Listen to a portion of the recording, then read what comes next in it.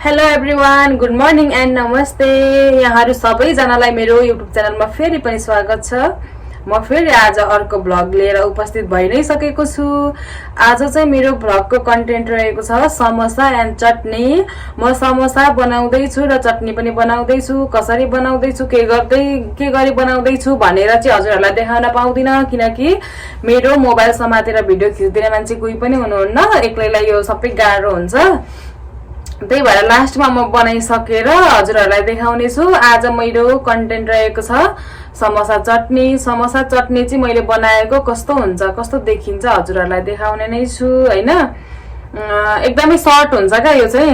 यसलाई भ्लग भन्दा पनि मिनी भ्लग भन्दा पनि हुन्छ क्या, किनभने मैले यति बोलेको बनाउँछु अनि लास्टमा मैले समोसा खाएको मात्र देखाउने वाला छु। बिचमा के हुन्छ म त देखाउने वाला छुइनँ, किनभने मेरो फोन समात्ने मान्छे कोही छैन। सो हैन साथीहरू, म देखाउने नै छु। हजुरहरूले हेरेर साथ दिनुहोला। Like, comment, share and subscribe गर्न चाहिँ नभुल्नु होला, किनभने मेरो युट्युब च्यानलमा सब्सक्राइबर नै धेरै हुनुहुन्न नि त। जति सब्सक्राइब भयो त्यति धेरै भिडियोहरू बनाउन त मन लाग्छ, मनै लाग्दैन क्या मलाई त।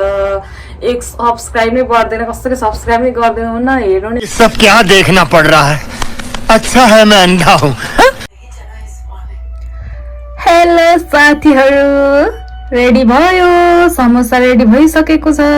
अब मेरो बनाउन बाँकी रहेको काम भनेको चटनी हो। हजुरहरूले हेर्न सक्नुहुन्छ समोसा यस्तो देखिएको छ। वाउ। अब यसलाई म चटनी बनाएर अनि फेरि चटनी पनि देखाउने छु अनि खाएको पनि भिडियो हजुरहरूलाई देखाउने छु। फेरि आयो चटनी, देख्न सक्नुहुन्छ हजुरहरूले चटनी कस्तो भएको छ।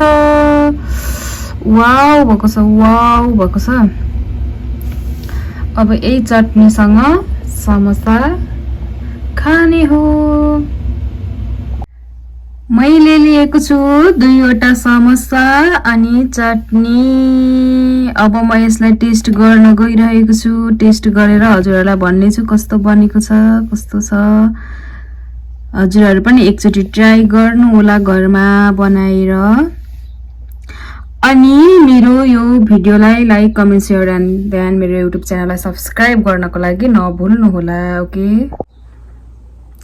ल है त साथीहरू, म टेस्ट गर्न गइरहेको छु समोसा र चटनी।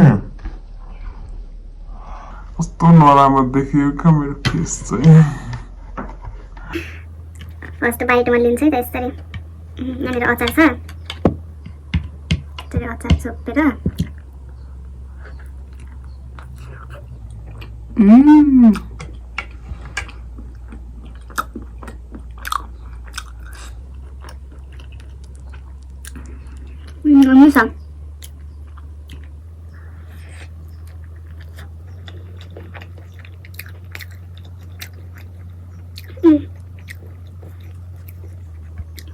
आलु, चना, मटरहरूको बनाएको छु।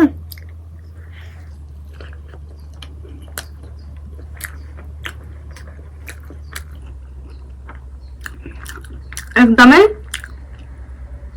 मिठो लाग्यो। धेरै पछि खाएर पनि होला।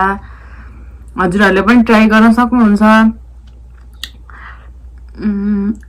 र यो युट्युब च्यानललाई like, comment, share and subscribe गर्न नभुल्नु होला। आजको मेरो भ्लग कस्तो लाग्यो हजुरहरूले प्रतिक्रिया दिनलाई नछुटाउनु होला भन्दै अब यो भ्लगलाई म एन्ड गर्दै बाँकी समोसा खानेवाला छु।